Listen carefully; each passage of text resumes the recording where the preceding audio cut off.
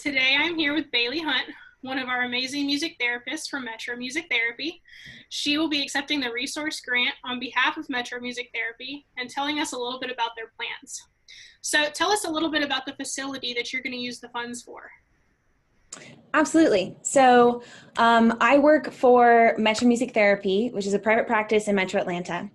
We provide in-person services in the Metro Atlanta area and now teletherapy services to all.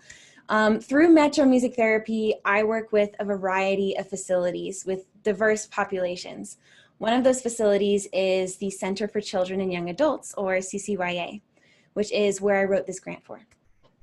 CCYA is a group of at-risk youth that have been abused, neglected, abandoned, or sexually exploited by their caregivers. CCYA is a 44-bed facility divided up into 3 different buildings that provides housing, meals, and development opportunities and activities for youth ages 12 to 20. I provide individual and group music therapy services once a week at CCYA, working on things like positive coping skills, emotional expression, communication skills, and more depending on the individuals and their needs. Very cool. And so what are you going to use the resource grant for? I plan to maintain the current instruments that are provided at CCYA, like tuning their piano and restringing guitars, as well as purchasing new instruments that they can use within the music therapy sessions and outside of music therapy sessions that they can use as their positive coping skill. Very cool. So now for a more personal question, what is your favorite moment from being a music therapist? That is one of the most difficult questions to answer. I have so many favorite memories that I could literally write a book. I would have to choose something from CCYA though, because it is one of my favorite populations and it has a very special place in my heart. So I worked with a 16-year-old male for about 7 months. He attended every group music therapy sessions and had individual music therapy sessions every week.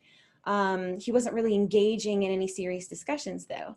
I talked to his therapist and other adults at the facility, and they said that he wasn't really opening up to anyone, which is something that is very difficult for a lot of these teenagers to do.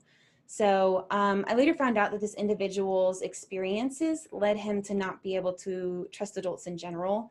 Therefore, he wasn't talking to any adults about situations that were bothering him. So about 4 months, I worked with him on just building trust and rapport until one day something happened right before his individual session. He came into the room, he closed the door and he said, "I need to talk to you."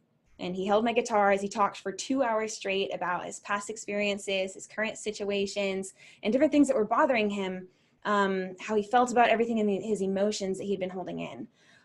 He said that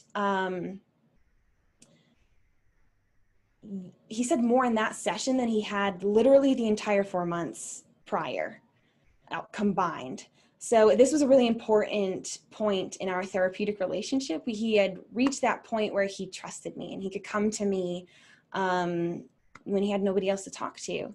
So then we started to work on channeling his emotions through music and learning how to communicate when he was struggling with something. So I think that was